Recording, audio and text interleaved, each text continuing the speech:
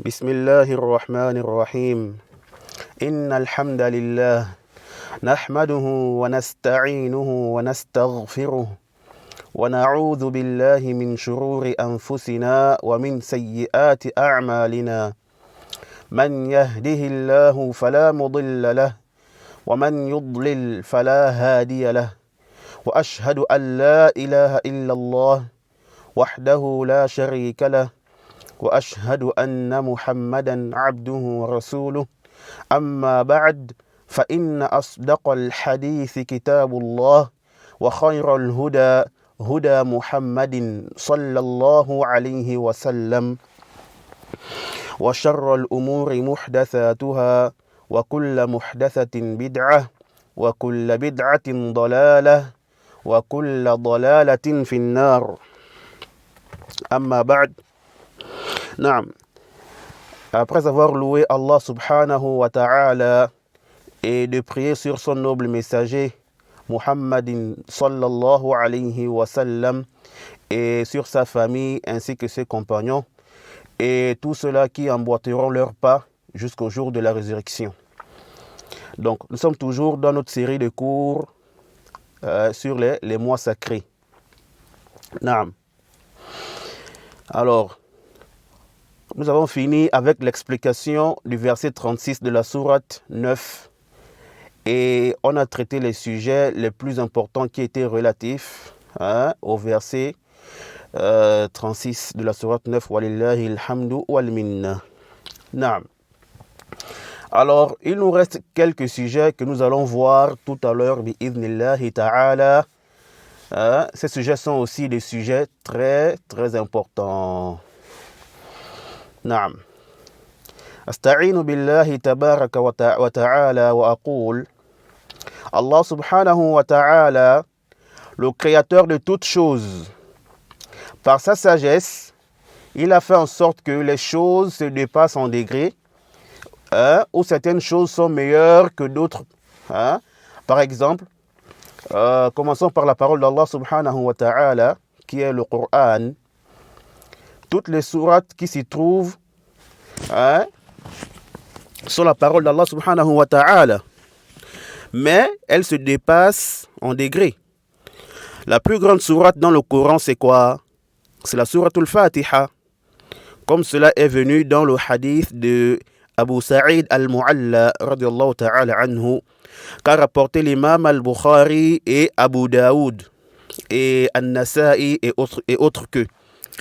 Dans lequel le prophète sallallahu alayhi wa sallam il dit à Abu Sa'id al-Mu'alla la u'allimannaka suratan hiya a'zamu as-suwari fi al-Qur'an qabla an takhruja min al-masjid ثم قال في آخر الحديث الحمد لله رب العالمين الحديث باختصار. نعم. Le prophète sallallahu alayhi wa sallam il a dit à Abu Sa'id al-Mu'alla je t'enseignerai une sourate qui est la plus grande sourate du Coran avant que tu ne sortes de la mosquée. Ensuite il a dit à la fin du hadith, il dit quoi? C'est louange à Allah, Seigneur de l'univers. C'est-à-dire quoi? La sourate al-Fatiha. Non. Mais attention, il y a ici une shubha que certains apportent. Certains ont dit qu'il n'est pas permis de dire que certaines sourates sont meilleures que d'autres. Car cela implique une diminution dans celles qui sont meilleures, une diminution dans celles qui sont meilleures que les autres. C'est ce que vous voyez.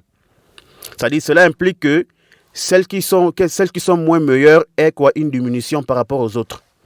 Ils disent que alors que les noms et les attributs d'Allah subhanahu wa ta'ala et sa parole sont parfaits, ils n'ont pas de défauts. Alors, la réponse à cela, c'est que lorsqu'on dit que telle sourate est meilleure que telle, c'est-à-dire que telle sourate a plus de récompenses que telle sourate et a plus de mérite que les autres.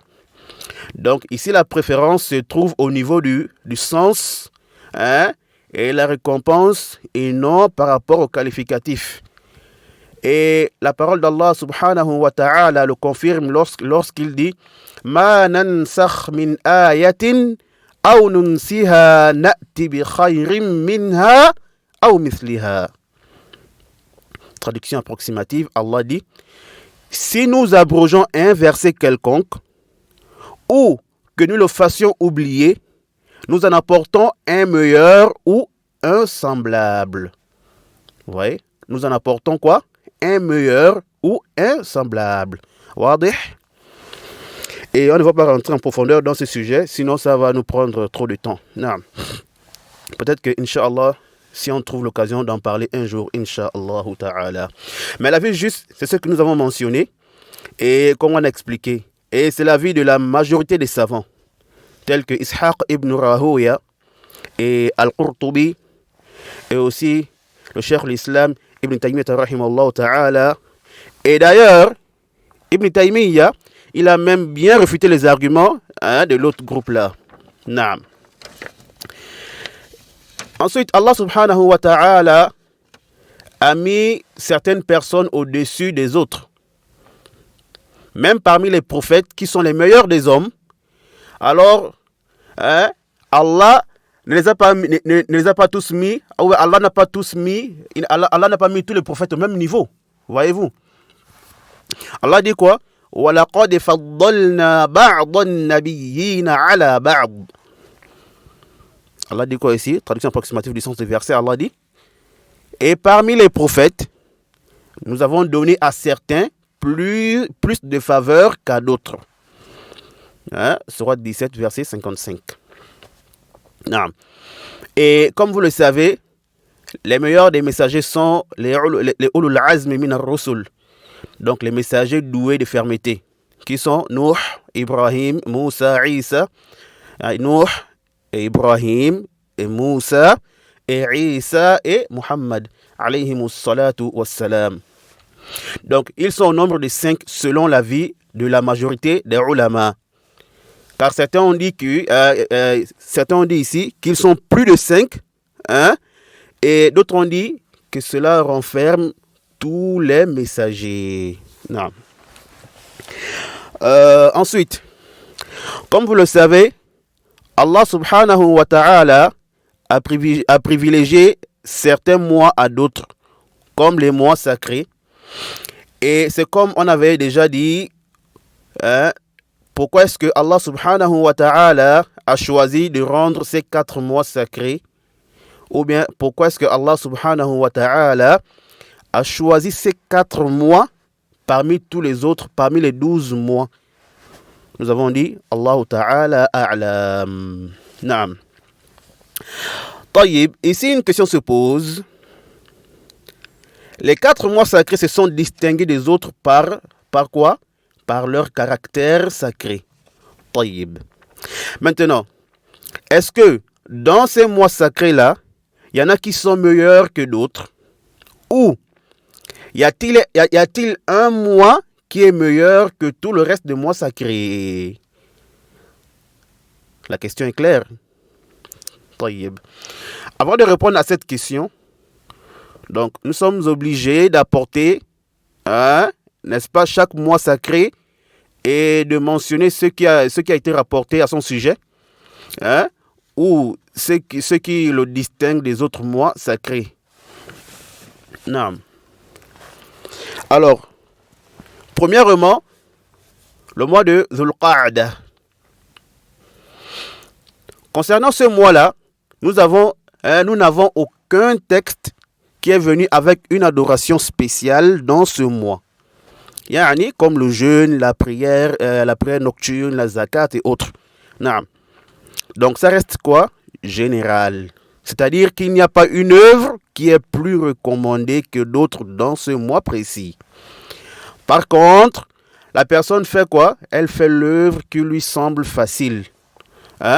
Ou ce qu'elle veut faire comme bonne action. Wadih. Sauf qu'il a été rapporté de certains salafs qu'ils préféraient faire la Umrah dans le mois de Dhul Qa'dah, parmi lesquels on a Ibn Umar et Aïcha radiyallahu ta'ala anhum, et aussi Ata rahimahullah ta'ala. et autres que. Naam. Et ils ont préféré la Umrah dans Dhul Qa'da par rapport aux autres mois. Pourquoi? Parce qu'ils disent que parce que toutes les Umrah du prophète sallallahu alayhi wa sallam fut en Dhul Qa'da. Sauf celle qu'il avait fait en Dhul Hijjah. Vous voyez? Lors de son pèlerinage. Mais il était rentré en état de sacralisation depuis quoi? Depuis Dhul Qa'da, comme l'ont mentionné les gens des Sira. Naam. Et le prophète sallallahu alayhi wa sallam dans sa vie a fait 4 umrah, comme cela a été rapporté dans le hadith de Anas radiyallahu ta'ala anhu, rapporté par les deux cheikhs Al-Bukhari et Muslim. عن قتادة أن أنسا رضي الله تعالى عنه أخبره أن رسول الله صلى الله عليه وسلم اعتمر 4 عمر كلهن في ذي القعدة إلا التي مع حجته عمرة من الحديبية أو زمن الحديبية في ذي القعدة وعمرة من العام المقبل في ذي القعدة وعمرة من جعرانة حيث قسم غنائم حنين في ذي القعدة. Donc Qatada rahimahullah ta'ala a dit que Anas Qatada ici a dit que Anas l'a informé que le prophète sallallahu alayhi wa sallam a fait 4 umrah et toutes les 4 furent en Dhul Qa'da sauf celle qui était reliée à son pèlerinage.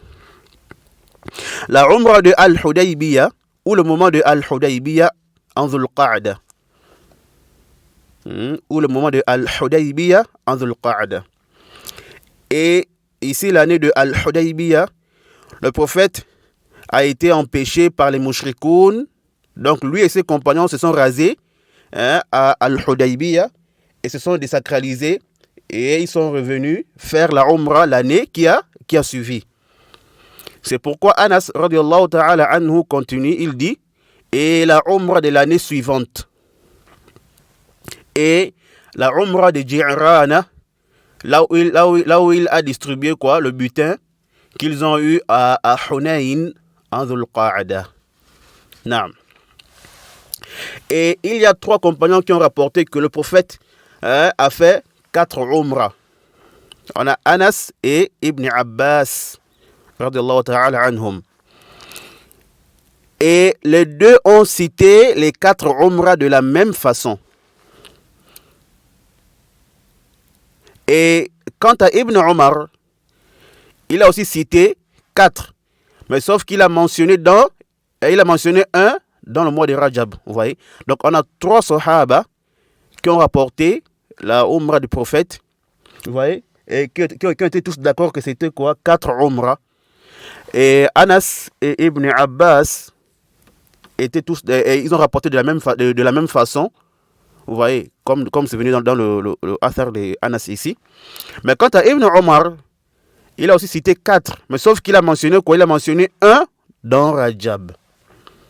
Et nous allons répondre à cette version-là quand nous allons parler du mois de Rajab, insha'Allah ta'ala. Naam. Donc le Jumhur est d'avis que le nombre de Umrah du prophète est de 4.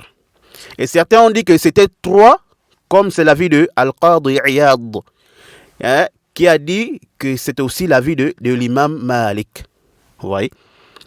Mais ici, on ne va pas rentrer dans cette divergence-là. Ça, c'est dans le chapitre du Hajj et de la Umrah qu'on peut traiter ça là-bas. Non. Mais ce qui est juste, c'est l'avis du Jumhur. Vous voyez que c'est 4. Et An-Nawawi rahimahullah ta'ala a dit que la parole de Al-Qadi Iyad est faible et nulle. Car cela s'oppose à la parole des Sahaba qui ont rapporté de manière claire que le nombre de Umrah du prophète était de 4. Non. Et Ibn al-Qayyim, rahimahullah ta'ala, dans le Zad al-Ma'ad, a dit qu'il y a consensus que le nombre de Umrah du prophète ne dépasse pas 4. Il y en a dans toute sa vie. Donc, la divergence se trouve ici quoi, en dessous du nombre 4, donc en dessous de 4. C'est-à-dire qu'il y a consensus que la umra du prophète ou bien que le umar du prophète ne dépasse pas le nombre de 4.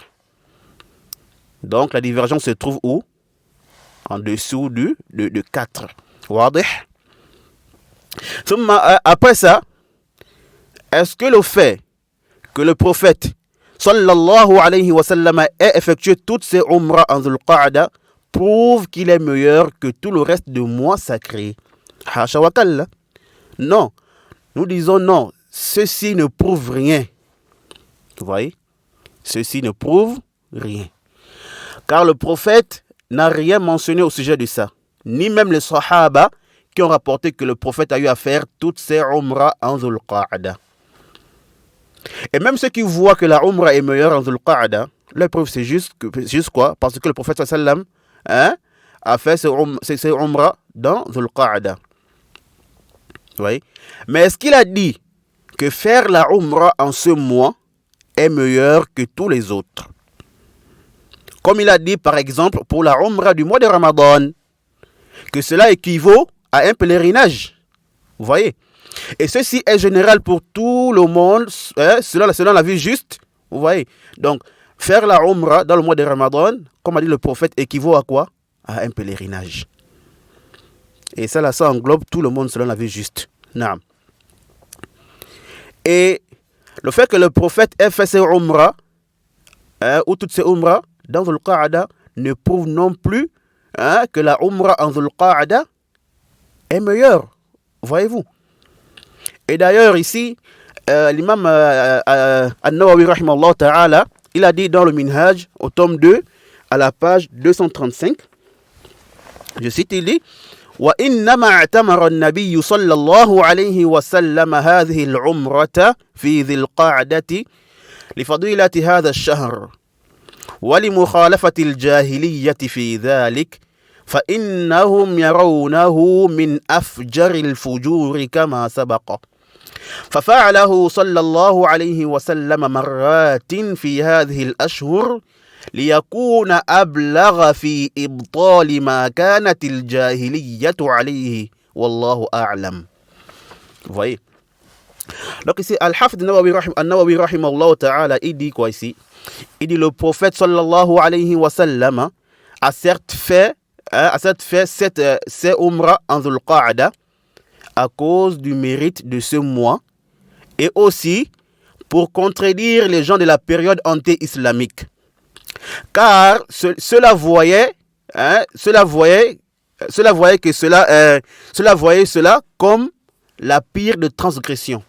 C'est-à-dire que les gens de la période anté-islamique, ils voyaient que faire la umrah en Dhul Qa'da était quoi? Était la pire des transgressions. Naam. Anna il poursuit, il dit et le prophète a fait plusieurs fois la umrah dans ce mois pour que cela soit plus à même de montrer l'annulation de ce sur quoi étaient les gens de la période anté-islamique. Et Allah est le plus savant. Vous voyez? Il dit quoi? Il dit ici que le prophète a fait la umrah, ou bien plusieurs fois la umrah dans ce mois, pour que cela soit plus à même de montrer quoi? L'annulation de ce sur quoi étaient les gens de la période anti-islamique. Voyez-vous? Donc ici en résumé, il a fait plusieurs fois la umrah dans ce mois. Vous voyez? Il a fait plusieurs fois dans ce mois, la umrah dans ce mois, non seulement à cause du caractère sacré de ce mois, mais aussi pour montrer la permission de faire la umrah en Dhul Qa'da. Vous voyez? Contrairement à ce que pensaient les gens de la Jahiliya. Wadih? Donc, nous n'avons pas en cela un argument qui montre que la umrah en Dhul Qa'dati est meilleure, ou qu'il est préférable, ou qu'il est préférable de faire la umrah en Dhul Qa'da. Vous voyez? J'espère que c'est clair. Naam. On passe au mois suivant. Quant au mois suivant, qui est Dhul Hijjah, Alors, le asl, dans les mérites du mois de Dhul Hijjah, c'est le hadith rapporté par l'imam Al-Bukhari et Abu Daoud et At-Tirmidhi et Ibn Majah, d'après Ibn Abbas radiyallahu anhuma, عن النبي صلى الله عليه وسلم قال: ما من أيام العمل الصالح فيها أحب إلى الله من هذه الأيام، يعني أيام العشر. قالوا يا رسول الله ولا الجهاد في سبيل الله؟ قال: ولا الجهاد في سبيل الله إلا رجل خرج بنفسه وماله فلم يرجع من ذلك بشيء. Naam. Ibn Abbas radiyallahu ta'ala anhuma rapporte du prophète alayhi salatu wassalam qu'il a dit: il n'y a pas de jours dans lesquels les bonnes œuvres sont plus aimables pour Allah que celles qui sont faites dans ces jours. C'est-à-dire quoi? Les 10 premiers jours de Dhul Hijjah. Ils ont dit, yani les Sahaba, ô messager d'Allah, même plus que le combat dans le sentier d'Allah. Et le prophète a répondu quoi? Même plus que le combat dans le sentier d'Allah, sauf un homme qui est sorti, yani pour combattre dans le sentier d'Allah. Il est sorti lui-même et avec ses biens. Puis il n'en est pas revenu avec quoi que ce soit. C'est-à-dire qu'il a été tué dans le combat pour la cause d'Allah. Vous voyez? Non. Donc, ce hadith-là nous montre que les bonnes œuvres commises dans ces jours sont meilleures que celles qui sont faites en dehors de ces jours. Et cela de manière absolue. Non. Sauf celui qui est sorti pour combattre pour la cause d'Allah avec ses biens et qui a été tué dans ce combat. Fi sabilillah. Vous voyez? Wadih?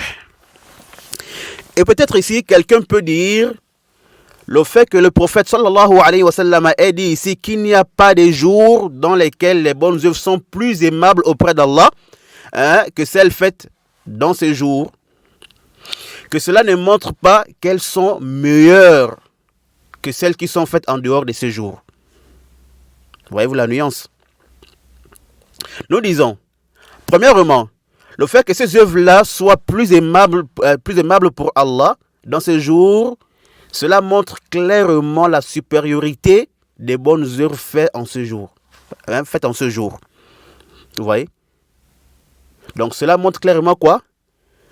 La supériorité des bonnes œuvres faites en ce jour sur les autres. Pourquoi? Car il y a une différence entre dire qu'une chose est aimable et plus aimable. Vous voyez? Car ici le prophète a dit quoi? Il a dit ahabbu ilallahi. Donc il a employé quoi? Le superlatif.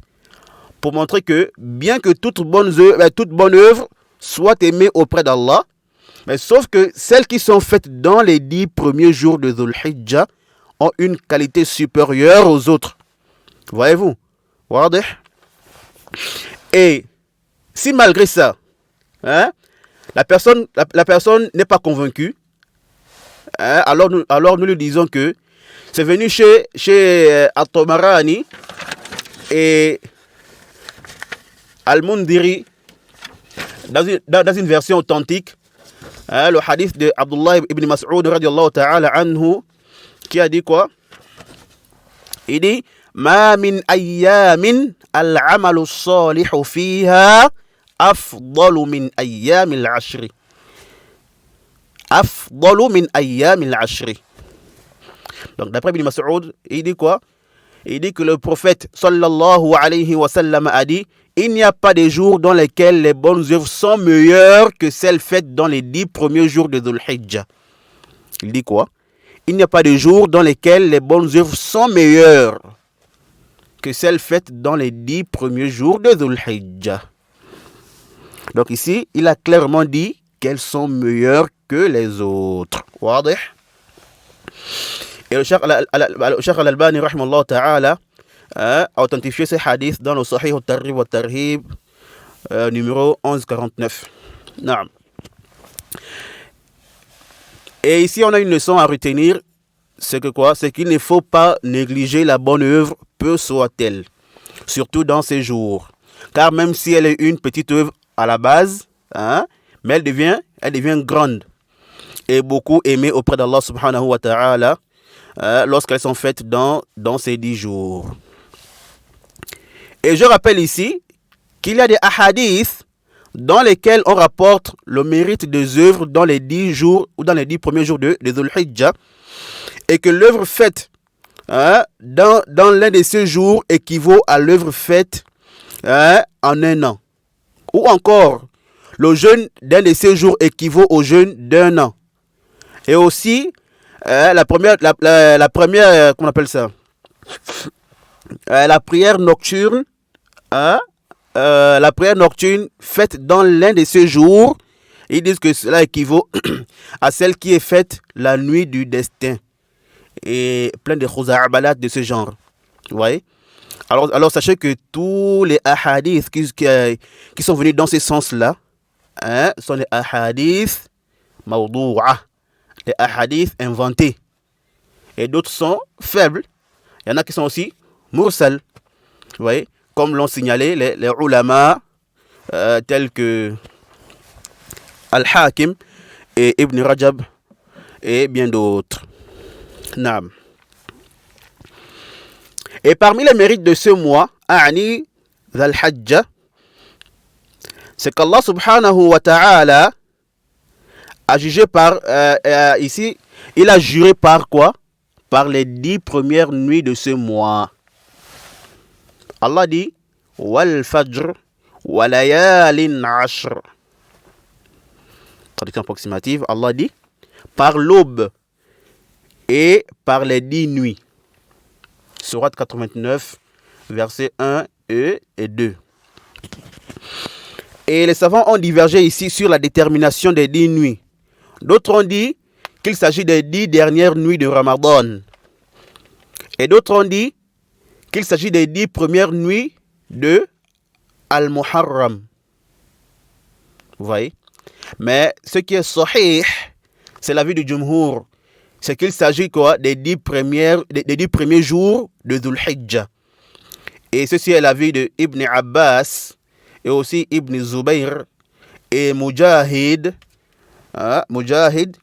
et Qatada et aussi As-Suddi et beaucoup d'autres parmi les salaf et les khalaf. Naam. Et aussi l'aube par lequel Allah subhanahu wa ta'ala a juré dans le verset 1 de cette même sourate. Certains ont dit qu'il s'agit précisément de l'aube du premier jour de Dhul Hijjah.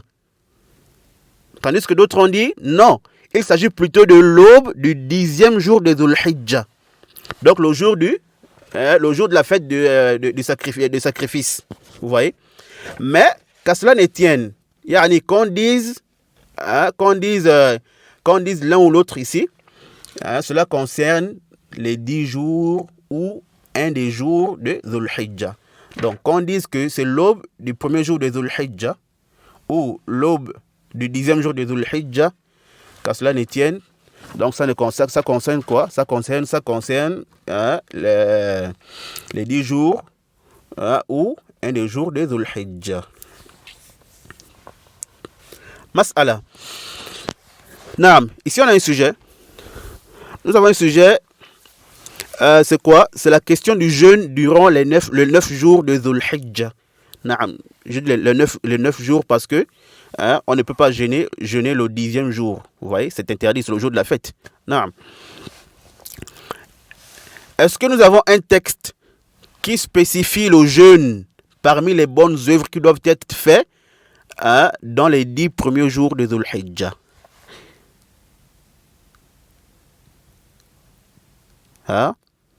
Est-ce que nous avons un texte qui spécifie le jeûne ou bien qui particularise le jeûne parmi les bonnes œuvres qu'on doit faire dans les 10 premiers jours de Dhul Hijjah? Vous voyez?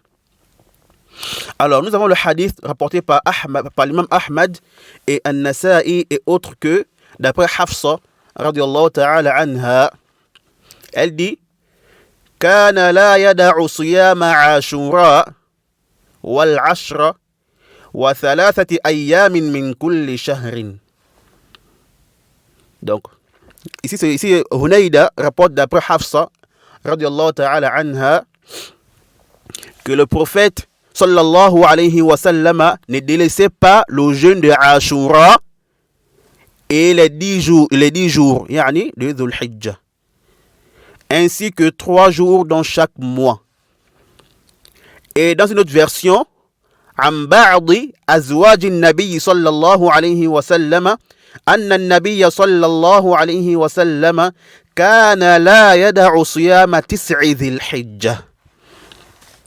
Donc, dans une autre version chez l'imam Abu Daoud et autres que lui, d'après certaines femmes du prophète sallallahu alayhi wa sallam, qui ont dit que le prophète sallallahu alayhi wa sallam ne délaissait pas le jeûne de 9 jours de Dhul Hijjah.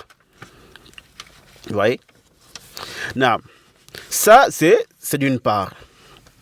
Et nous allons revenir sur ça tout de suite, Inch'Allah. Mais avant, je me dois de mentionner le hadith de Aïcha, radiallahu ta'ala anha, rapporté par l'imam Muslim, dans ce sahih, là où Aïcha dit, ما رأيت رسول الله صلى الله عليه وسلم صائما العشر قط وعند الترمذي في العشر قط.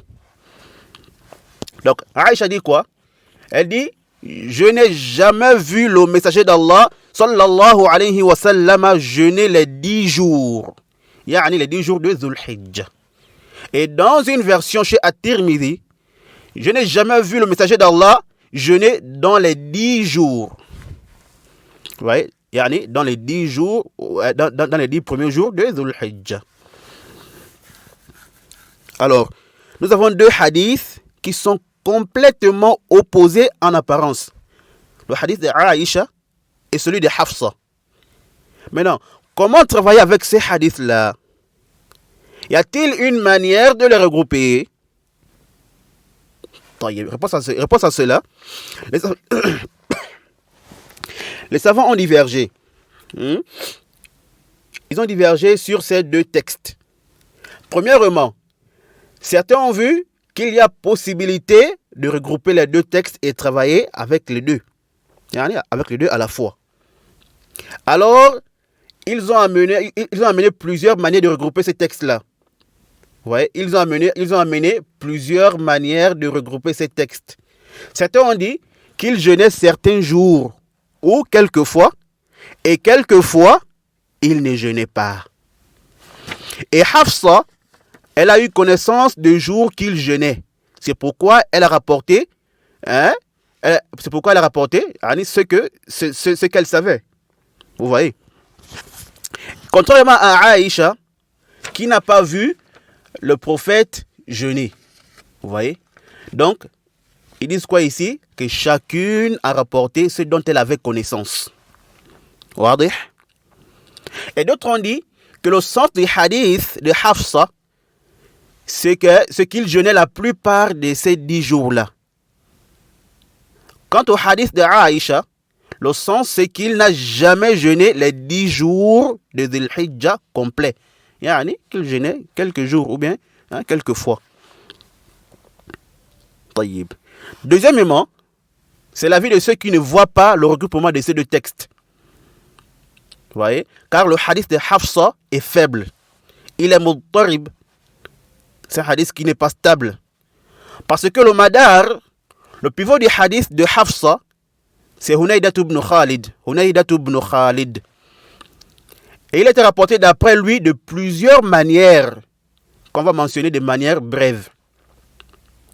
Donc, tantôt Hunaydah rapporte d'après Hafsa. Et tantôt, il rapporte d'après une femme, d'après certaines femmes du messager d'Allah. Et tantôt, c'est Hunaydah d'après sa mère, d'après Salama. Vous voyez? Et tantôt, c'est Hunaydah d'après une femme, d'après Salama. Vous voyez? Et tantôt, il dit, Hunaydah, il dit, je suis rentré chez la mère des croyants, sans mentionner quoi? Le nom. Et encore, dans une chaîne de transmission, chez l'imam Ahmad et An-Nasa'i, At-Tabarani et Ibn Hibban, on a un rapporteur inconnu nommé Abu Ishaq al-Ashja'i. Vous voyez? Donc, ça, c'est l'instabilité dans la chaîne de transmission. Maintenant, quant à l'instabilité dans le hadith même, la narration, parfois, il rapporte que le prophète sallallahu alayhi wa sallam ne délaissait pas les 10 jours de Dhul Hijjah. Parfois, c'est quoi? Les 9 jours de Dhul Hijjah. Et parfois aussi, il rapporte le hadith sans mentionner cela. Il parle seulement du jeûne de lundi et jeudi. Parfois, il rapporte que le prophète ordonnait, vous voyez, que le prophète ordonnait de jeûner 3 jours, un jeudi et 2 lundis. Donc, il y a des versions dans lesquelles il ne mentionne ni le jeûne de Ashura, ni le jeûne des 10 premiers jours de Dhul Hijjah. Wadih? Et parfois, il rapporte que le prophète ne délaissait pas trois choses. Et parfois, il dit qu'il ne délaissait pas quoi? 4 choses. Et parfois, c'est quoi? 5 choses. Vous voyez? Et tout ça montre quoi? Le idtirab, c'est-à-dire l'instabilité de ces hadiths. C'est pourquoi les vérificateurs du Musnad de l'imam Ahmad et aussi Az-Zayla'i dans le Nasb al-Raya au tome 2 à la page 157, ainsi que l'imam Ibn Baz dans le Majmou' al-Fatawa au tome 15 à la page 417 et autres que ont rendu ces hadiths quoi? Faibles à cause de tous ces problèmes. C'est muttarib. C'est un hadith qui n'est pas stable. Vous voyez? Mais le Cheikh Al-Albani, rahimahullah ta'ala, dans le Sahih Abi Daoud, il a authentifié la version de Abu Awana d'après Al-Hurr ibn Sayyah, d'après Hunayda, d'après sa mère, d'après certaines femmes du prophète sallallahu alayhi wa sallam. واضح. لكن الذي ظهر لي والذي يطمئن إليه قلبي هو ضعف هذا الحديث. نعم، ضعف هذا الحديث لهذه العلل المذكورة والله تعالى أعلم. Donc, ce qui paraît juste pour moi, c'est quoi? C'est la faiblesse de ce hadith. Non, c'est que ce hadith est faible. Et c'est sur ça que repose mon cœur. Non. Et Allah est le plus savant. Maintenant, quant à ceux qui ont authentifié le hadith de Hafsa, et qui ont essayé de regrouper entre les deux textes ou entre les deux hadiths, nous disons qu'il n'y a point de doute que ceux qui l'ont rapporté, ou bien que ceux qu'ils ont apporté, comme regroupement dans les deux textes, ou bien les deux textes, que ceux qu'ils ont apporté comme regroupement de deux textes, le hadith de Hafsa et le hadith de Aïcha, que c'est vraiment ba'id. C'est vraiment loin d'être vrai. Non. Car dire ici, dans ce hadith, que chacune d'elles a rapporté ce dont elle avait connaissance, ça ne passe pas ici. Non, ici, ça ne passe pas. Ou encore, dire que le sens du hadith de Hafsa est qu'il jeûnait la plupart des 10 jours et non tous les 10 jours, et que le sens du hadith de Aïcha est qu'il n'a jamais jeûné tous les 10 jours complets. Vous voyez? Donc, il a jeûné quoi? Quelques jours. Alors, je dis, ça c'est vraiment ba'id jiddan. Non. Pourquoi? Car les deux ont rapporté de manière ferme. Hafsa dit quoi? Elle dit, il ne délaissait pas le jeûne des 10 jours. Et Aïcha dit, je n'ai jamais vu le messager d'Allah jeûner quoi? Les 10 jours. Alors ça c'est très clair.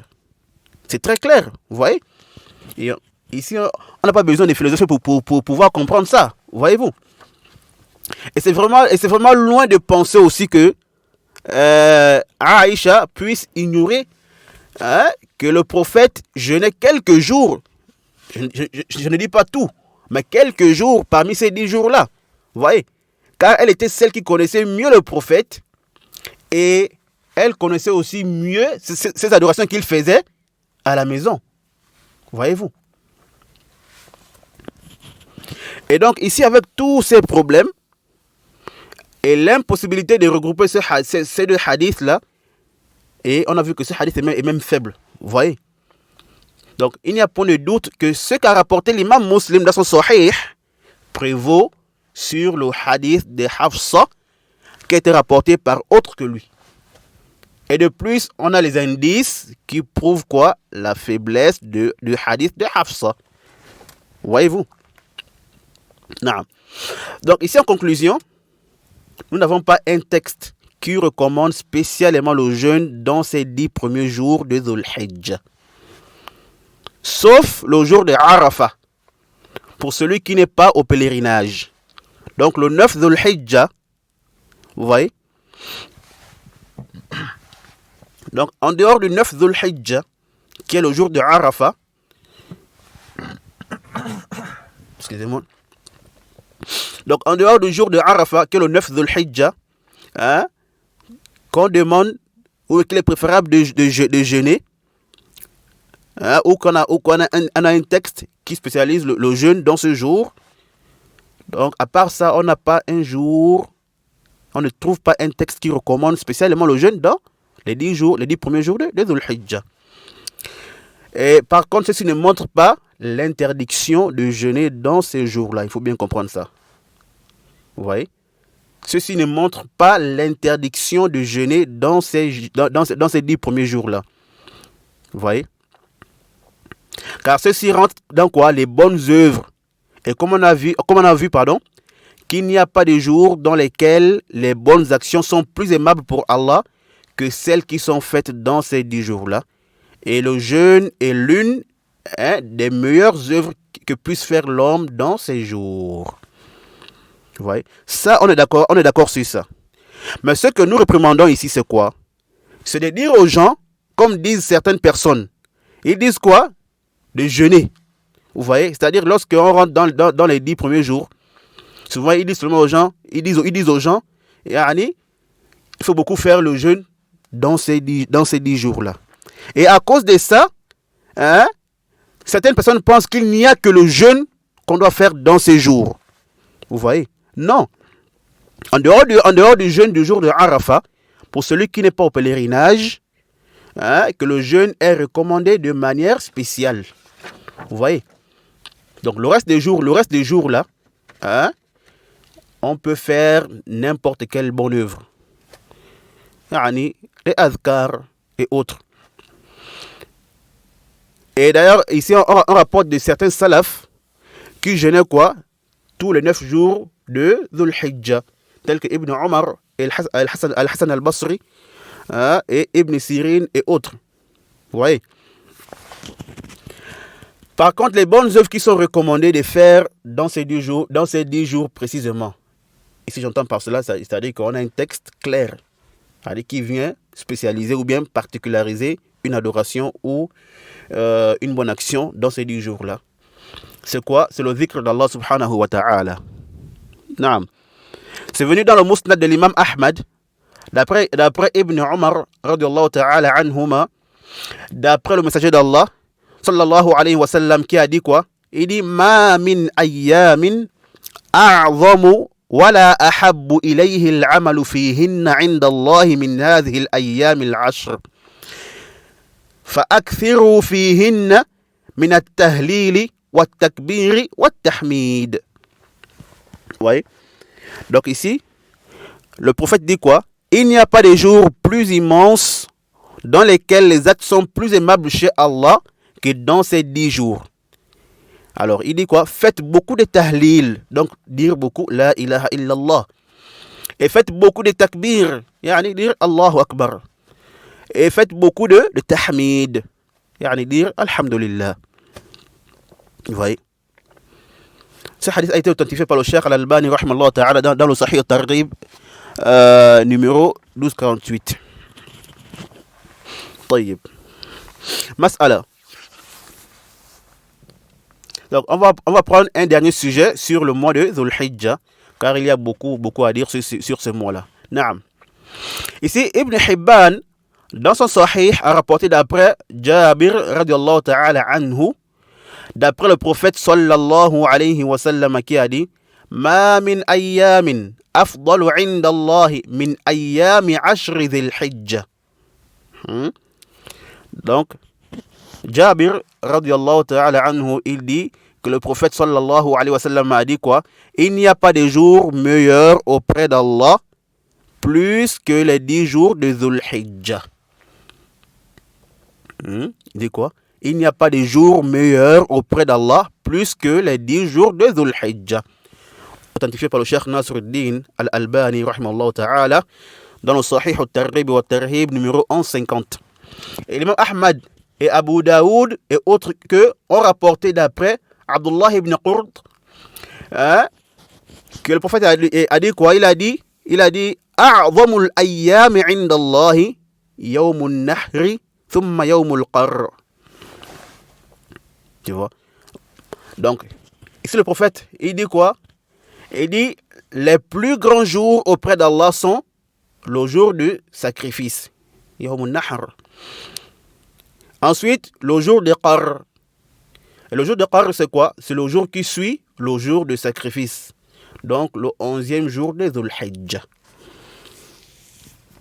Authentifié par le Cheikh Nasruddin Al-Albani, rahimahullah ta'ala, dans le Sahih Abi Daoud, au numéro 1765, et aussi dans le Sahih wa Da'if al-Jami' al-Saghir wa Ziyadatihi, numéro 1064, et dans d'autres livres. Naam.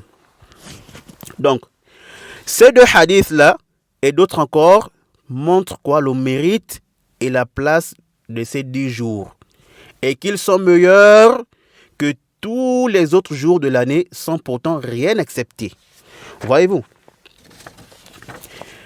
Maintenant, sauf que les savants ont divergé sur quelque chose ici. Les savants ont divergé sur lequel des deux est meilleur. Yani, les 10 premiers jours de Dhul Hijjah ou les 10 dernières nuits de Ramadan. C'est un sujet qui est mashhour, c'est répandu. Ouais. C'est une question que beaucoup de gens posent. Ouais. Donc, certains ont dit que les 10 dernières nuits de Ramadan sont meilleures que les 10 premiers jours de Dhul Hijjah. Vous voyez? À cause de quoi? De la nuit de destin. Vous voyez? Et la vue du Jamahir al-Ulama, la vue de la majorité des savants, c'est que quoi? Ils disent, ils ont fait un tafsil, ils disent, les journées des 10 premiers jours de Dhul Hijjah sont meilleures que les 10 dernières nuits de Ramadan. C'est-à-dire quoi? C'est-à-dire rien que leur journée. C'est-à-dire que rien que leur journée, donc les journées des 10 premiers jours de Dhul Hijjah sont meilleures que les journées des 10 jours aussi des 10 derniers jours de Ramadan. Les journées des 10 premiers jours de Dhul Hijjah sont meilleures que quoi? Que les 10 derniers jours de Ramadan. Vous voyez? Maintenant, quant aux nuits, ils disent le contraire. C'est-à-dire que les nuits des 10 dernières nuits de Ramadan sont meilleures quoi? Que les 10 premiers, sont meilleures que les 10 nuits, sont meilleures que les nuits des 10 premiers jours de Dhul Hijjah. Vous voyez? À cause de quoi? Ils disent à cause de la nuit de destin. Vous voyez? Donc, ils ont fait un tafsil. C'est-à-dire, ils ont dit que les journées des 10 premiers jours de Dhul Hijjah sont meilleures. Sont meilleures que les 10 derniers jours de Ramadan. Maintenant, les 10 nuits des 10 derniers jours de Ramadan sont meilleures que les nuits des 10 premiers jours de Dhul Hijjah. Vous voyez? Et ceci est la vue qu'a choisi le Cheikh l'Islam Ibn Taymiyyah et son élève Ibn al-Qayyim. Vous voyez? Et comme je dis, c'est la vue de Jamahir al-Ulama. Vous voyez? Sauf que la vue que nous trouvons juste, c'est aussi encore un autre tafsil dans ce tafsil-là. Vous voyez? C'est dire que les 10 premiers jours de Dhul Hijjah sont meilleures que les 10 dernières nuits de Ramadan. Vous voyez, leur journée comme leur nuit. Vous voyez, même s'il y a dans les 10 dernières nuits de Ramadan, la nuit de destin, qui elle est meilleure que toute autre nuit. Vous voyez, car quand on regarde bien les textes qui montrent le mérite des 10 jours de Dhul Hijjah, on ne trouve pas ce qui marque la différence entre ces journées et ces nuits. Par contre, les textes parlent quoi? Parlent du mérite des 10 premiers jours de Dhul Hijjah de manière générale. Alors, pourquoi donc faire ici la différence entre ces jours et ces nuits? Si c'est à cause du terme ayyam, donc le jour, nous disons non. Car le mot jour peut être employé pour désigner quoi? Rien que la journée. Comme cela peut être aussi employé pour désigner quoi? La nuit et la journée. Donc on peut employer le mot jour pour désigner parfois la journée seulement. Et parfois on peut employer le mot jour pour désigner la journée et la nuit ensemble. Et c'est même ça qui est la base.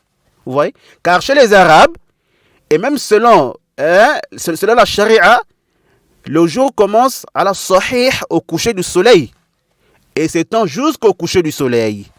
Donc, du coucher du soleil au coucher du soleil. Vous voyez?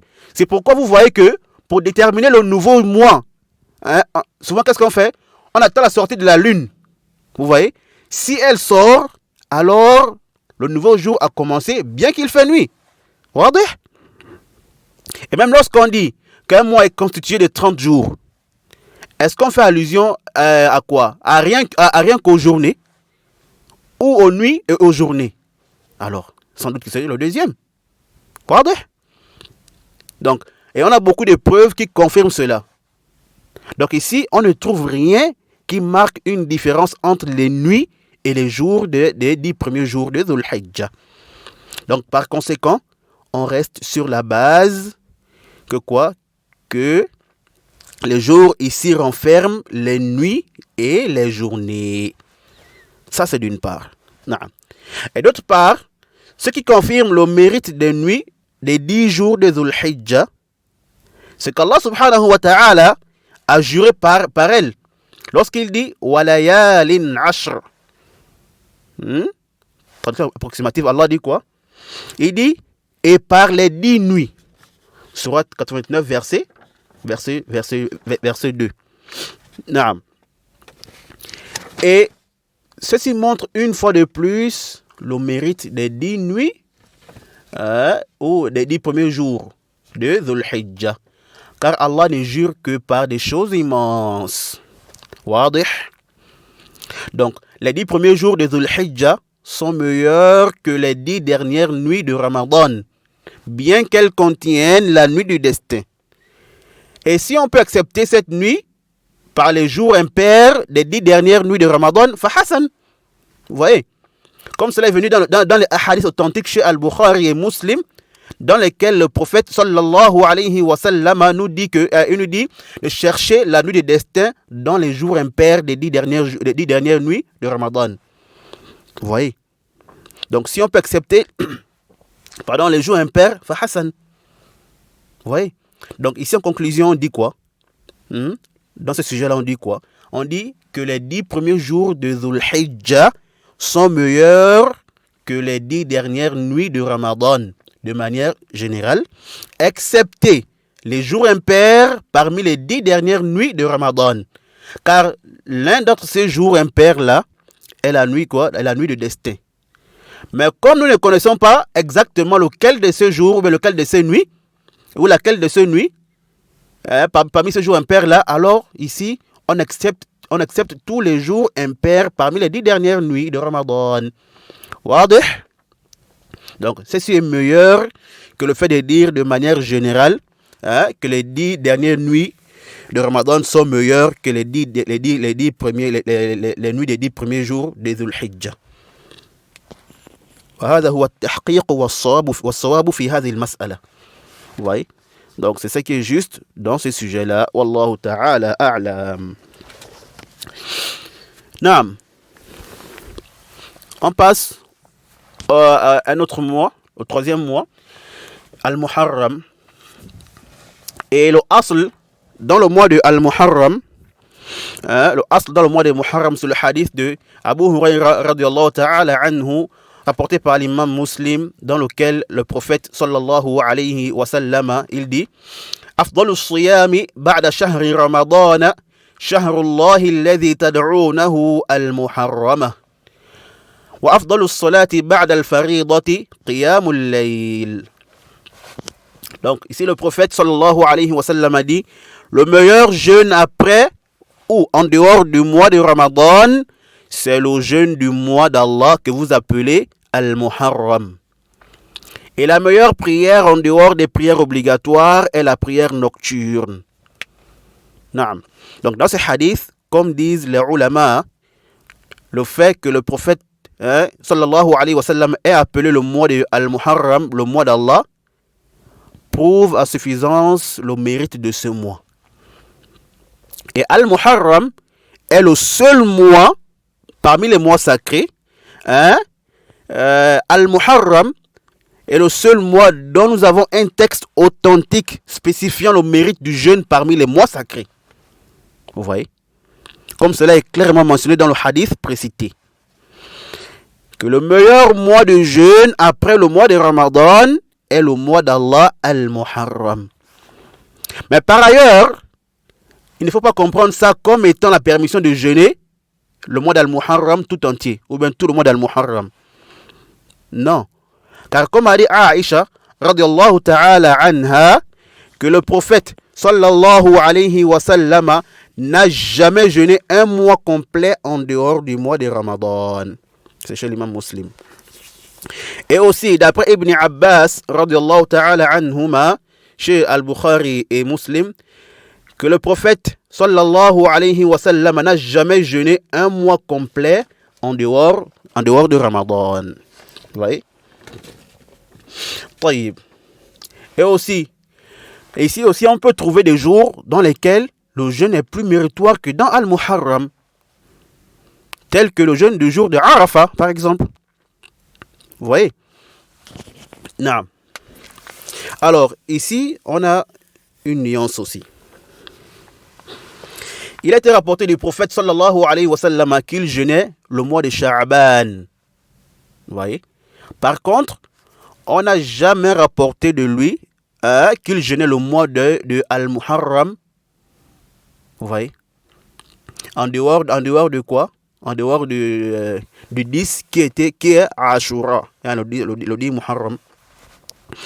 Et qu'il avait décidé de jeûner aussi le 9 de Al-Muharram l'année qui suivait. Vous voyez? Pardon. Et qu'il avait décidé, qu'il avait jeûné à Ashura et il avait décidé de jeûner le 9, le 9 Al-Muharram de l'année qui allait suivre. Mais sauf que Allah subhanahu wa ta'ala a décidé autrement. Et parce qu'il il est décédé avant cela. Taïb. La question ici, lequel de ces 2 mois est donc meilleur que l'autre en jeûne?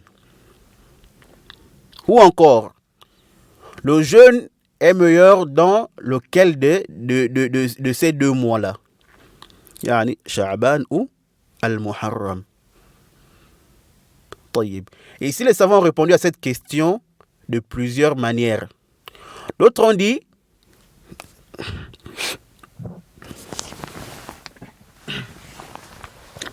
non, excusez-moi. Je disais, les savants ont répondu à cette question de plusieurs manières. D'autres ont dit que c'est le jeûne du mois de Al-Muharram qui est meilleur, à cause du hadith qu'on vient de voir. Oui. Et d'autres ont dit que c'est le jeûne du mois de Sha'ban qui est meilleur à cause du fait du prophète sallallahu alayhi wa sallam, car excepté le mois de Ramadan, le prophète n'a jeûné aucun mois plus que le mois de Sha'ban, comme cela est venu dans des récits authentiques. Donc, ceux-là, ils ont emprunté quoi? Le maslakut tarjih. Yani, ils ont fait prévaloir un texte à l'autre. Quant au deuxième groupe, alors ils ont plutôt fait le jama'. Donc, ils ont fait quoi? Ils ont regroupé les deux textes. Car ici, il y a possibilité de regrouper les deux textes. Et tant qu'il y a possibilité de regrouper les textes et travailler avec les deux ou bien avec les textes, on ne laisse pas cela pour faire prévaloir un texte sur un autre. Wadih? Naam. Et Ibn Rajab, rahimahullah ta'ala, a fait un très très bon regroupement de ces textes-là. Et vraiment, je n'ai pas vu mieux que son regroupement. La manière dont il a regroupé les deux textes. Il dit والذي ظهر لي والله أعلم أن التطوع بالصيام نوعان أحدهما التطوع المطلق بالصوم التطوع المطلق بالصوم فهذه أفضله المحرم كما أن أفضل التطوع المطلق بالصلاة قيام الليل الثاني ما صيامه تبع لصيام رمضان قبله وبعده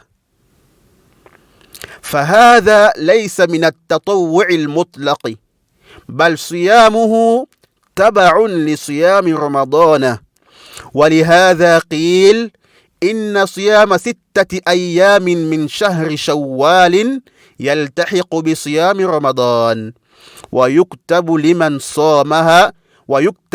صامها مع رمضان صيام الدهر فرضا. Alors l'imam Ibn Rajab rahimahullah ta'ala a dit, lorsqu'il a répondu à cette question dans la Ta'if al-Ma'arif à la page 91, il dit: ce qui m'est apparu, et Allah est le plus savant, c'est que le jeûne surrogatoire est de deux types.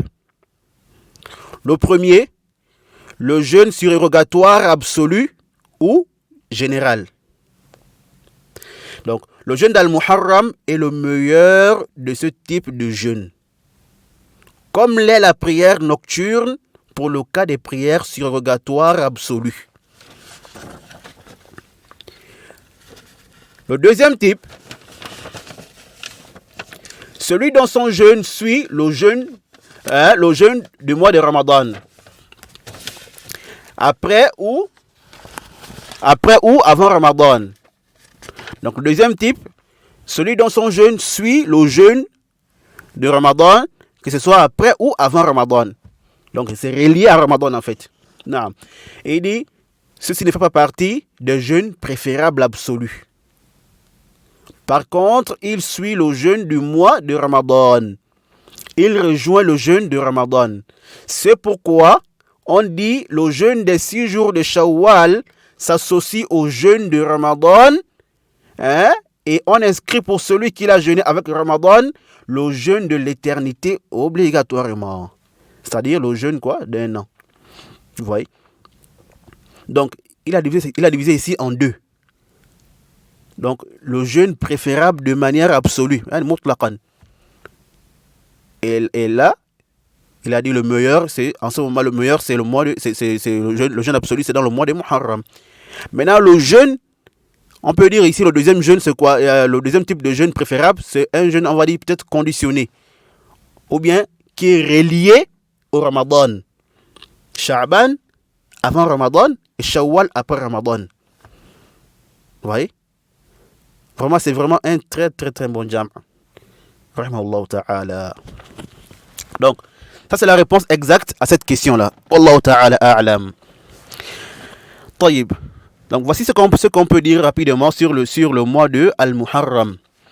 Il s'est distingué par le fait que le prophète sallallahu alayhi wa sallam l'a appelé le mois d'Allah. Et le fait d'annexer ce mois à Allah montre le mérite et la grandeur de ce mois. Et aussi, il est le seul mois parmi les mois sacrés qui a été particularisé par le jeûne. Et comme on a dit, c'est le meilleur mois de jeûne préférable absolu. Et on y trouve aussi le jeûne de Ashura qui expie les péchés de l'année antérieure. Et ajouter à cela tout le reste de bonnes actions. واضح. طيب. On passe au dernier mois, qui est le mois de Rajab. Premièrement, ce qui a été rapporté au sujet des prières précises dans le mois de Rajab. Alors, il y a une prière qu'ils appellent Salatul Raghaib. Salatul quoi? Ar-Raghaib. C'est quoi? La prière désirable ou souhaitable. Non. Ils disent qu'il est souhaitable de faire cette prière-là la nuit du premier vendredi du mois de Rajab. Entre la prière de Al-Maghrib et Al-Isha. Vous voyez? Cette prière-là qu'ils appellent la prière souhaitable. Alors, sachez que cela est un mensonge, naam, et une grande innovation. Car il n'a pas été rapporté du prophète sallallahu alayhi wa sallam qu'il faisait cette prière, ni d'ailleurs de ses compagnons, radiyallahu ta'ala anhum. Vous voyez? Et même d'aucun salaf. C'est-à-dire, il n'était rapporté d'aucun salaf qu'il faisait quoi? Cette prière-là, la prière qu'ils appellent la prière souhaitable ou préférable, ou désirable. Non. Car cette prière-là est apparue quand? Cette prière-là est apparue en 480 du calendrier islamique. Et on dit que c'était vers le Quds. Vous voyez? Donc, rien que ça suffit comme preuve que cette prière est une prière inventée et innovée. Et elle ne tire pas son origine dans la charia, dans la législation islamique. Oui. Et les imams de la sunna ont fortement réprimandé ça. Il y a cette prière innovatrice, cette prière innovée là. Vous voyez? Car on ne trouve pas ça, comme j'ai dit, ni du prophète. On n'a pas rapporté ça ni du prophète, ni de ses compagnons, et ni d'aucun salaf. Vous voyez? قال النووي رحمه الله تعالى الصلاة المعروفة بصلاة الرغائب وهي 12 ركعة تصلى بين المغرب والعشاء ليلة أول جمعة في رجب وصلاة ليلة نصف شعبان 100 ركعة وهاتان الصلاتان بدعتان ومنكران قبيحتان ولا يغتر بذكرهما في كتاب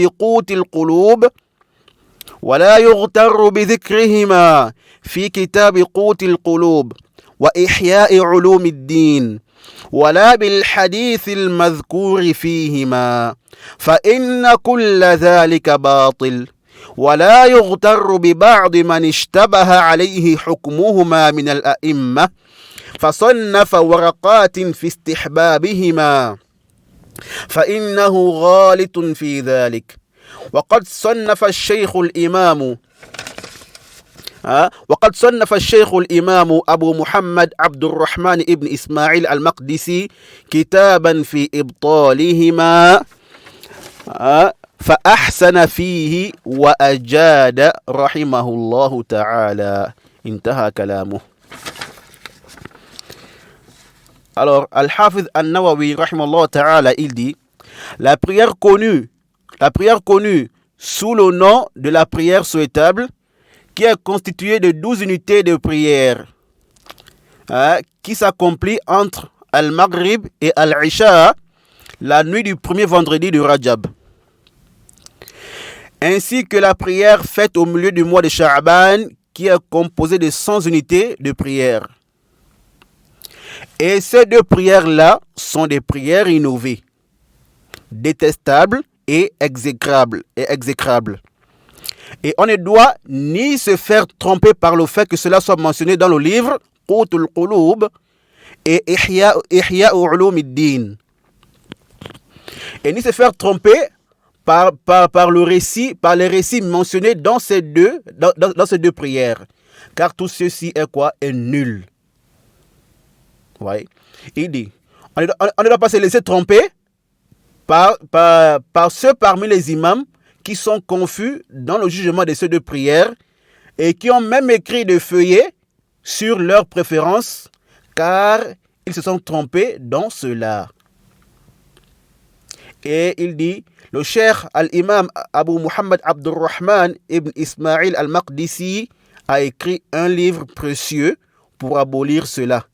Et il a été bon et excellent dans ce livre. La source Al-Majmou', tome 13, à la page 548. Naam.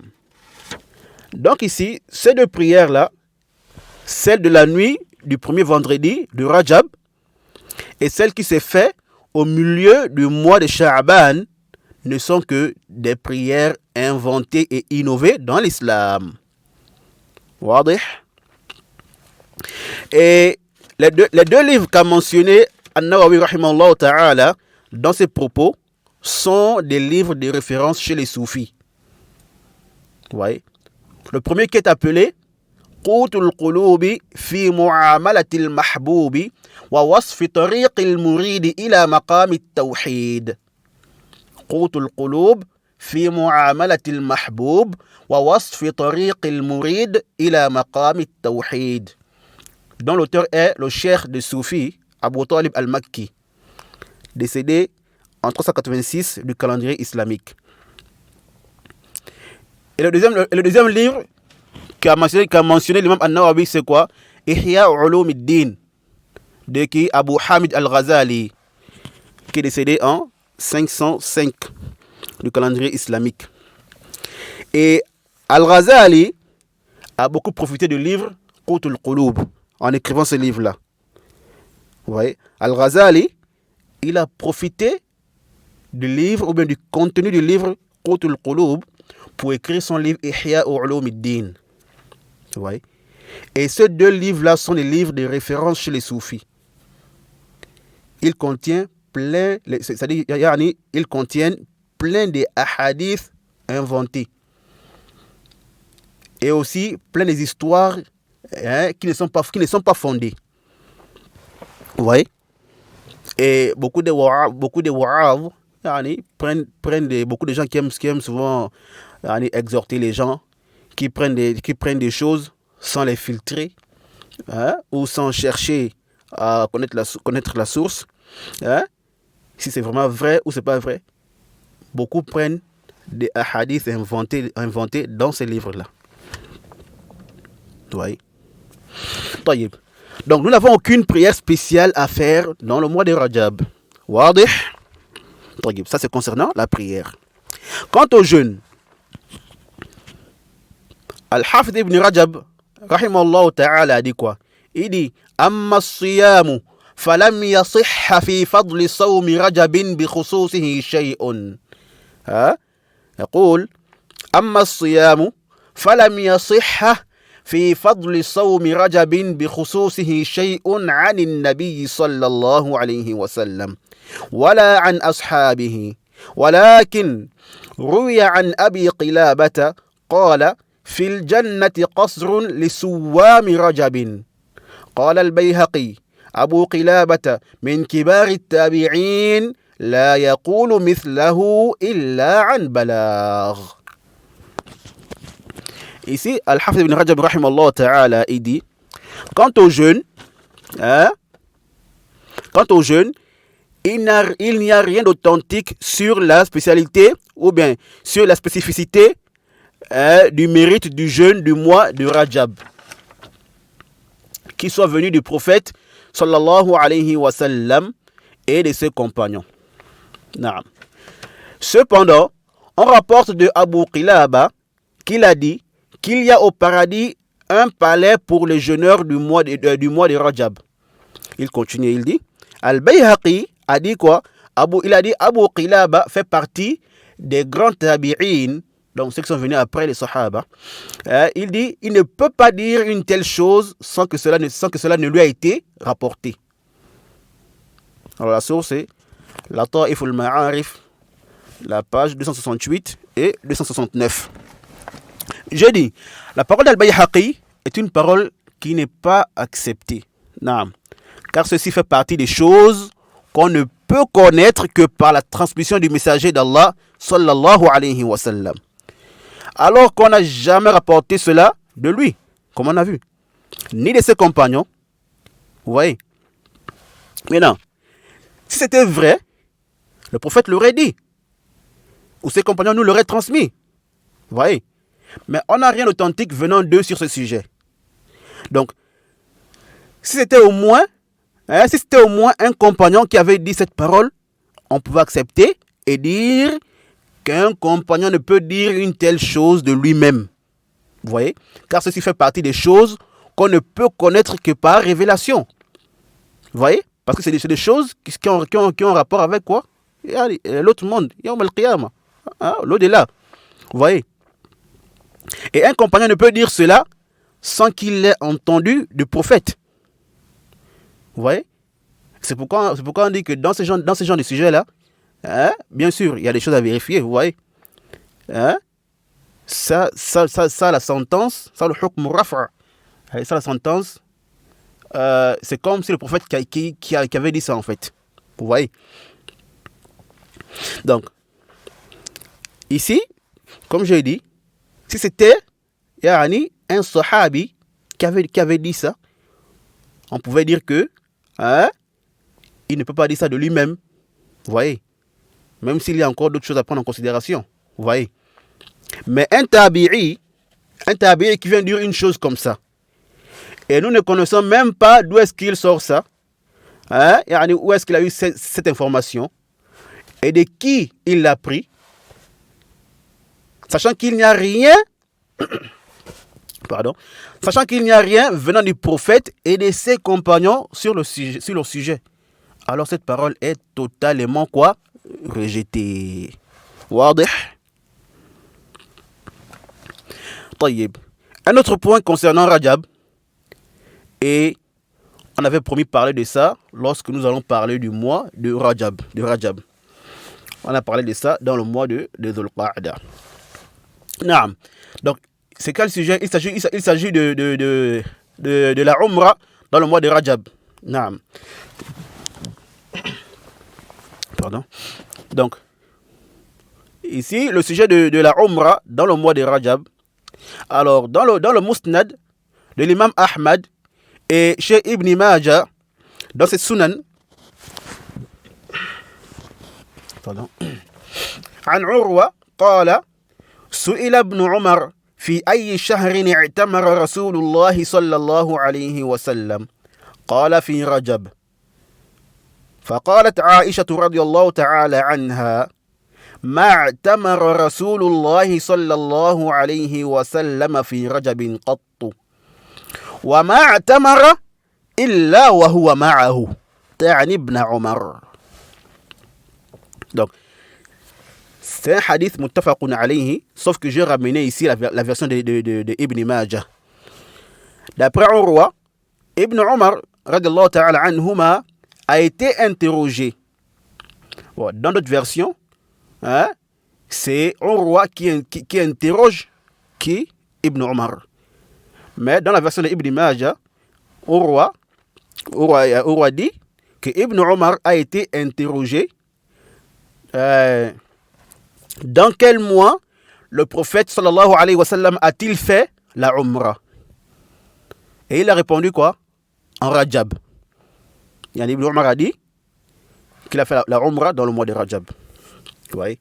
Et Aïcha de dire alors, le prophète sallallahu alayhi wa sallam n'a jamais fait la Umrah dans le mois de Rajab. Et il n'a fait aucune Umrah sans qu'il ne soit avec lui. C'est-à-dire quoi? Que le prophète n'a fait aucune Umrah sans que Ibn Umar lui-même ne soit avec lui. Oui. Et dans la version de l'imam al-Bukhari, rahimahullah ta'ala, Aïcha elle a dit, Yarhamullahu Aba Abdirrahman. Elle dit quoi? Qu'Allah fasse miséricorde à Abu Abdirrahman. Et Ibn Hajar a dit ici, en commentant cette partie, il dit, Huwa هو عبد الله بن عمر ذكرته بكنيته تعظيما له ودعت له إشارة إلى أنه نسي.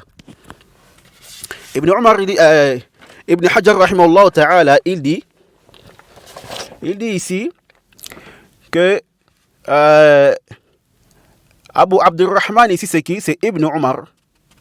Mais Aïcha l'a appelé par sa kunya, par signe de respect, et elle a invoqué pour lui pour montrer qu'il a oublié. C'est-à-dire quoi? Qu'il a oublié le mois dans lequel le prophète a fait la Umrah. Oui. Et à la fin de la version de l'imam Muslim, il dit quoi? Là-bas, il y a quoi? Il dit Wabn Umar yasma'. Yani Urwa dit Wabn Umar yasma'. Fama qala la wala na'am. Sakata. Oui. Urwa dit à la fin de la version de l'imam Muslim Wabn Umar yasma'. Ay yasma'u kalamaha. Wabn Umar yasma' fama qala la wala na'am. Donc, Urwa dit que Ibn Omar a entendu les propos de Aïcha et il n'a pas dit non, comme il n'a pas aussi dit oui. Par contre, il s'est tué. C'est-à-dire qu'il n'a pas contesté les propos de Aïcha. Il n'a pas accepté, comme il n'a pas aussi refusé. Vous voyez. C'est pourquoi l'imam An-Nawawi, rahimahullah ta'ala, lorsqu'il a expliqué cette partie, il a dit quoi? Il dit « Hadha yadullu » على أنه اشتبه عليه يعني هذا يدل على أنه اشتبه عليه أو نسي أو شك ولهذا سكت عن الإنكار على عائشة ومراجعتها بالكلام فهذا الذي ذكرته هو الصواب الذي يتعين المصير إليه. واضح؟ An-Nawawi, rahimahullah ta'ala, a dit ceci, le silence de Ibn Omar là, montre que cela était confus pour lui, ou qu'il a oublié, ou qu'il doutait. Il dit, c'est pourquoi il s'est tu sur la réprimande et la réfutation de Aïcha. Et il dit, et c'est ce qu'elle a mentionné qui est juste, auquel on doit forcément se référer. Qu'il n'a jamais fait la Umrah dans le mois de Rajab. Wadih. C'est pourquoi Aïcha radiyallahu ta'ala anha a été claire. Elle a été claire dans le récit authentique qu'a rapporté Ibn Majah, dans lequel elle dit Lam ya'tamir Rasulullah sallallahu alayhi wa sallam illa fi dhil qa'dah. Vous voyez? Ici, dans le hadith qu'on vient de voir, là-bas, elle a dit quoi? Il n'a jamais fait la Umrah dans le mois de Rajab. Ouais. Et dans ce hadith-là, elle dit quoi? Lam ya'tamir Rasulullah sallallahu alayhi wa sallam illa fi dhil qa'dah. Elle dit quoi?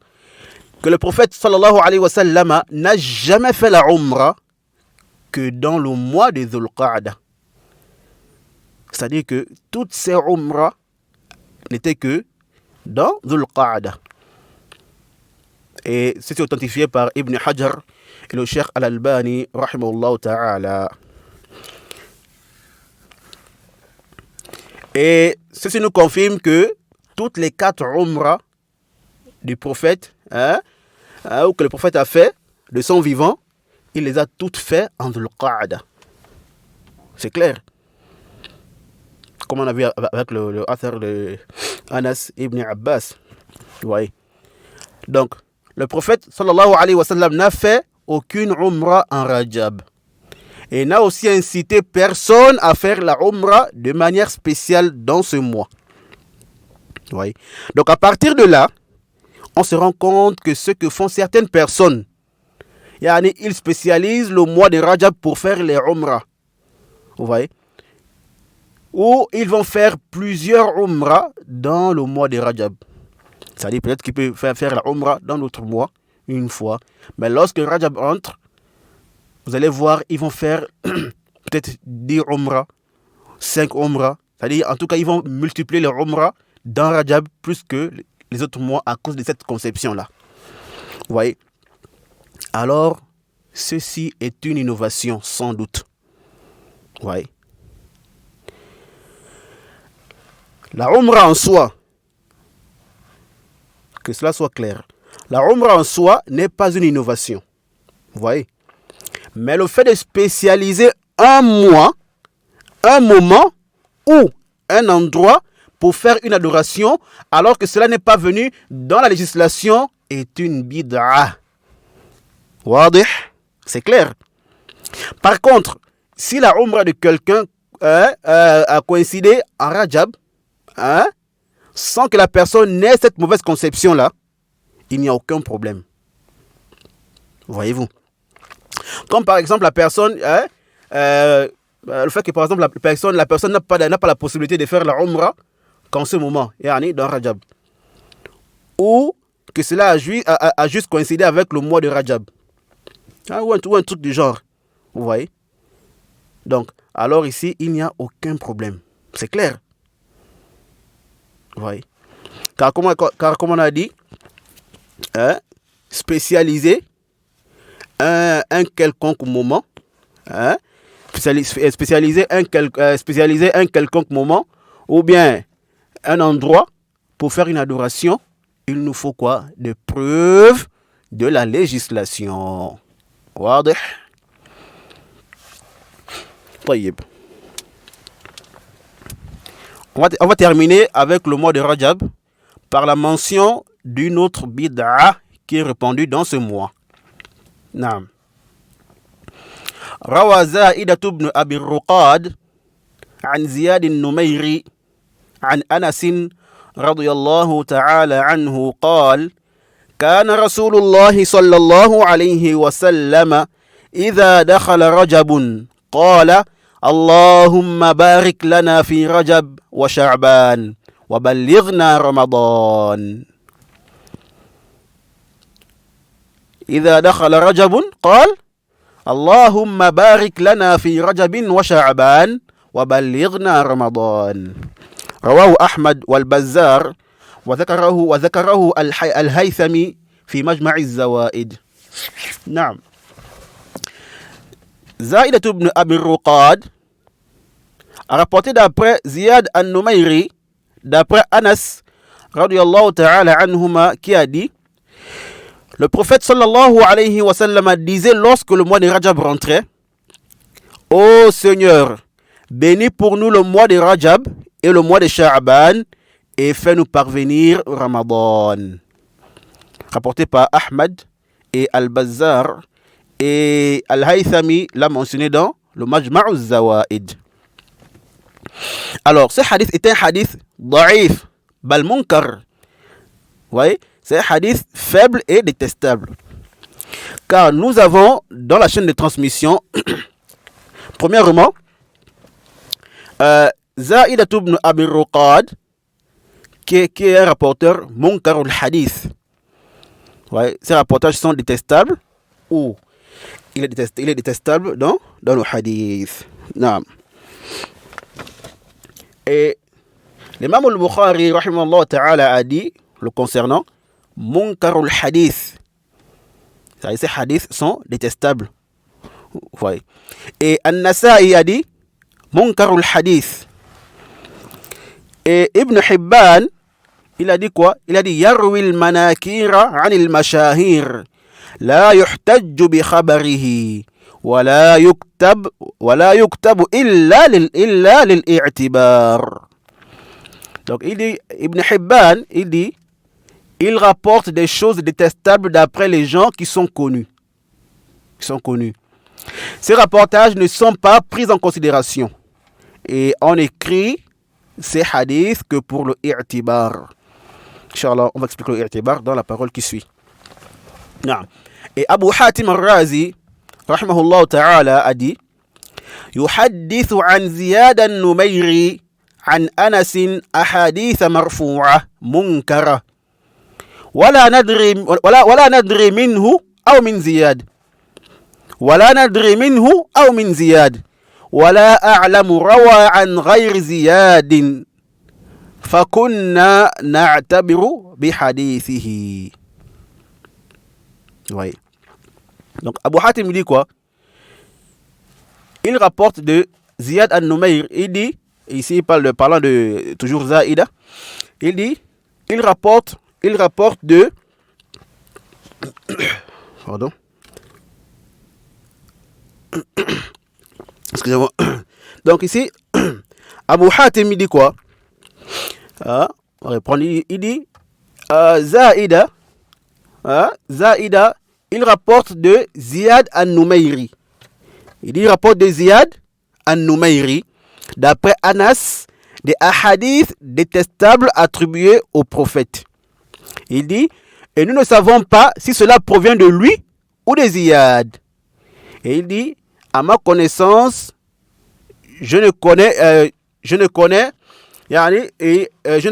qu'il n'a rapporté d'aucune personne en dehors de Ziyad.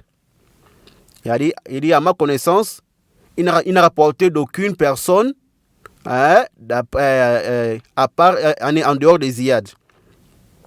Il dit, mais on écrivait ces hadiths pour le i'tibar. C'est-à-dire quoi? Ils écrivaient ces hadiths et après ils vont regrouper les différents chemins du hadith et chercher s'ils peuvent trouver, n'est-ce pas, ce qui va renforcer son rapportage. S'ils trouvent, alors son hadith ça sera pris en considération. Mais s'ils ne trouvent pas, alors son hadith est quoi? Est rejeté. Wadih. Naam. Donc, ici, la chaîne de transmission qu'a mentionné Abu Hatim al-Razi est la même que nous avons ici dans notre hadith.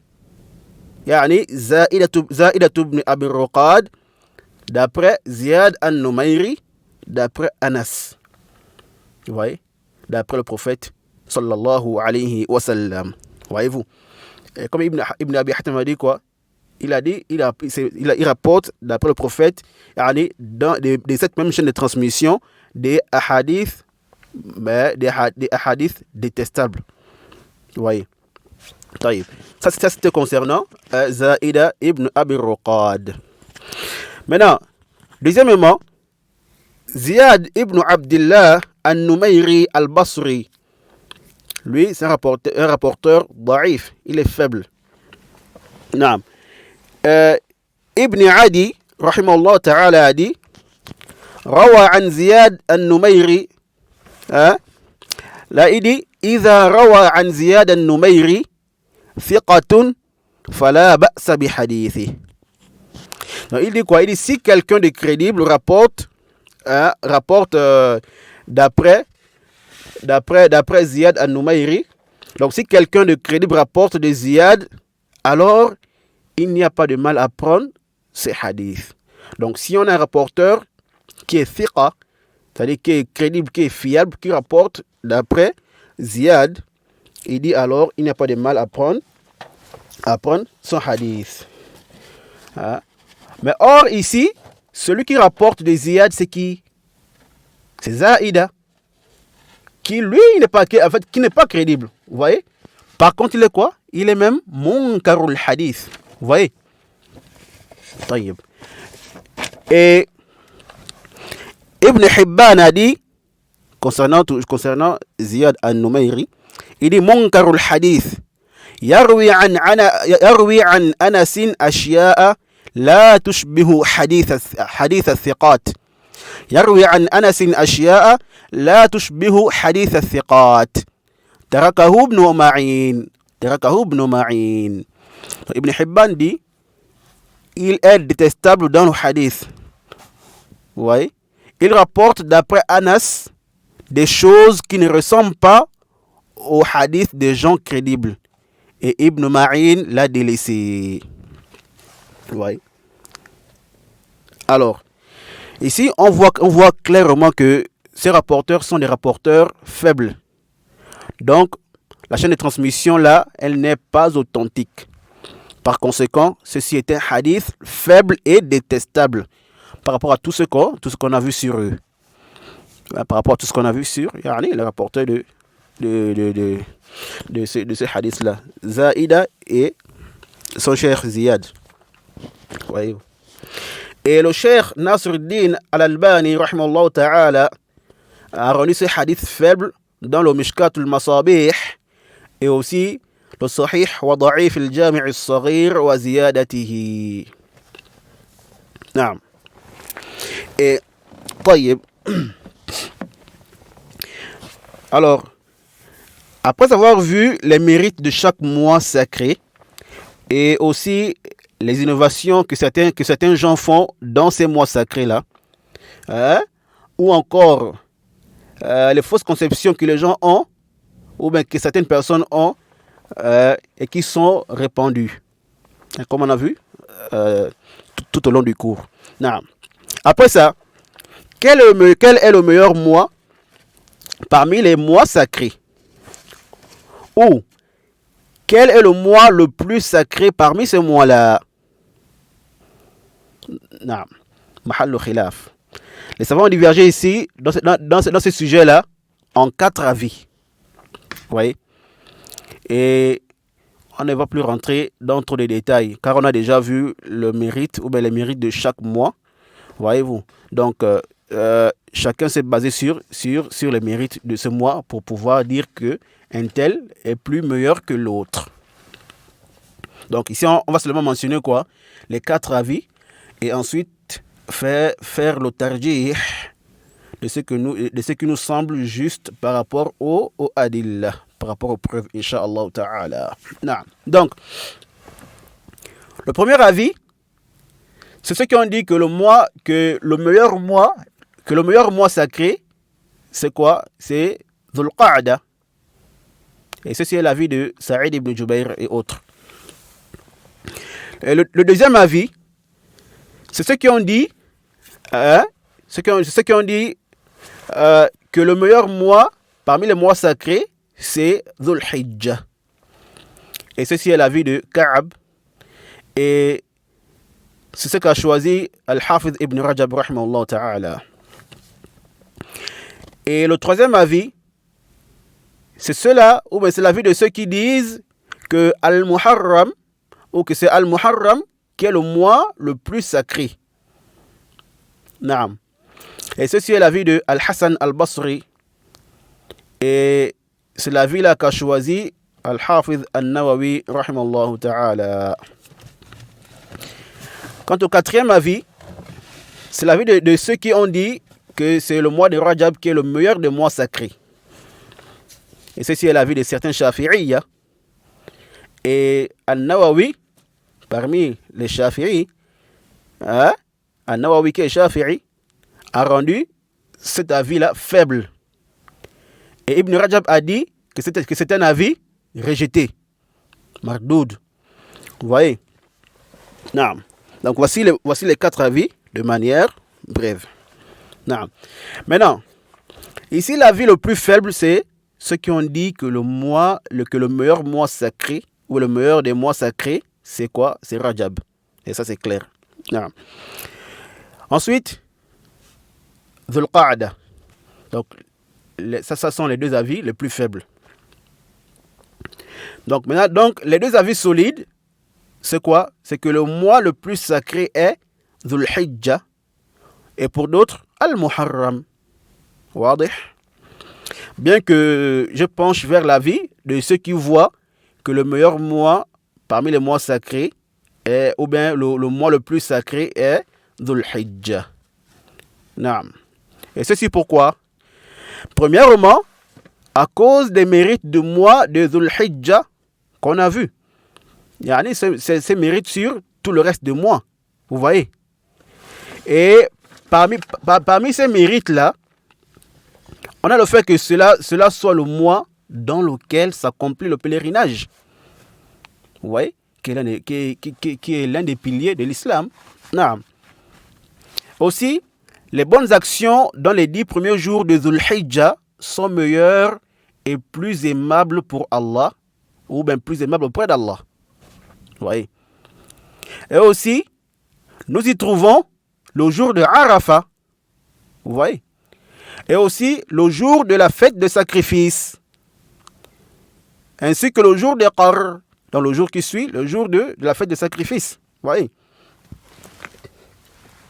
Et comme on a vu dans le hadith, qu'ils sont les deux plus grands jours auprès d'Allah. Hein, le jour de Yawm al-Nahr wa Yawm al-Qarr. Ouais. Donc le jour de la fête de sacrifice et le jour de Qarr sont les deux plus grands jours auprès d'Allah. Et on a aussi les jours du Tashriq, c'est-à-dire les 3 jours qui suivent le jour de la fête de sacrifice. Vous voyez. Et parmi lesquels on a encore le jour de Qarr. Donc le 11, le 12 et le 13. Wadih. Et nous avons un hadith même. Hein? Nous avons même un hadith. Nous avons un hadith clair et authentique qui confirme que le mois le plus sacré est le mois de Dhul Hijjah. Vous voyez? C'est le hadith de qui? De Abu Sa'id al-Khudri radiyallahu ta'ala anhu, qu'a rapporté l'imam Ahmad et Ibn Majah et authentifié par le cheikh Nasruddin al-Albani rahimahullah ta'ala. Donc, Abu Sa'id radiyallahu anhu rapporte du prophète sallallahu alayhi wa sallam qu'il a dit dans son serment lors du pèlerinage d'adieu. Il a dit quoi? Il a dit Ala inna ahram al-ayyami yawmukum hadha. Ala wa inna ahram al-shuhuri shahrukum hadha. Ala wa inna ahram al-biladi baladukum hadha. Al-hadith. Donc, le prophète sallallahu alayhi wa sallam a dit ici, dans son serment, le jour de la fête du sacrifice, lors du pèlerinage d'adieu, il dit quoi? Il dit certes le jour le plus sacré est votre jour-ci, c'est-à-dire le jour de la fête du sacrifice. Il continue en disant, et le mois le plus sacré est votre mois-ci, yani Dhul Hijjah. Ensuite il dit, et le pays où la ville la plus sacrée est votre ville-ci, c'est-à-dire quoi? La Mecque. واضح؟ وهل بعد هذا الكلام الصريح كلام ونقاش؟ Peut-on encore parler et discuter après cette parole claire du prophète sallallahu alayhi wa sallam? Car il dit quoi? Il dit bien Ala wa inna ahram ash-shuhuri shahrukum hadha. Le mois le plus sacré est votre mois-ci, yani Dhul Hijjah. Et de plus, quand est-ce qu'il a dit ça? Il a dit ça dans son serment, le jour de la fête de sacrifice, dans son pèlerinage d'adieu. Yani à la fin de sa vie. Wadih? Donc, le mois le plus sacré, ou le meilleur mois parmi les mois sacrés, hein, c'est bien Dhul Hijjah. Wadih? Naam. Et pour terminer ce cours, je me conseille moi-même en premier, ainsi que vous, de ne pas négliger ces mois sacrés. Et bien vrai que le croyant doit faire des bonnes actions à tout moment et éviter les mauvaises. Hein? Sauf que cela doit encore être comme accentué, ou bien il doit encore faire plus d'efforts dans les moments sacrés et les endroits sacrés. Voyez-vous? Et comme on a vu les mérites qu'il y a dans ces mois sacrés-là. Donc profitez-en. Profitez dans ces mois-là à faire beaucoup de prières, beaucoup de dhikr, beaucoup de sadaqat. Voilà, et beaucoup d'autres choses. Naam. Et même le jeûne. Naam. Et d'ailleurs, on rapporte de plusieurs salafs qui jeûnaient tous les mois sacrés. Yani, il y avait certains salafs qui jeûnaient tous les 4 mois sacrés. Vous voyez? En dehors des jours interdits. Comme par exemple le jour de la fête, les Ayyam al-Tashriq, les jours comme ça. Vous voyez? Et comme cela a été rapporté de Abdullah ibn Omar et aussi Al-Hassan al-Basri et Abu Ishaq al-Sabi'i et plein d'autres. Voyez-vous? Donc, c'est-à-dire ici quoi? En fait, ce que je veux dire ici, c'est quoi? C'est que l'acte qui te semble le plus facile, il faut t'y attacher. Tu vois? Et le multiplier dans ces mois sacrés. et aussi faire un effort de s'éloigner le plus loin possible des péchés et aussi des innovations. Wadih. Donc, par cela, alhamdulillah, on a terminé cette série de cours. Walillahi alhamdu wal minna. Et je m'excuse d'être long pour ce cours, mais il fallait qu'on termine une bonne fois. Naam. Sur ce, je demande à Allah Azza wa Jal de nous accorder belle part ici-bas et belle part aussi dans l'au-delà. Naam.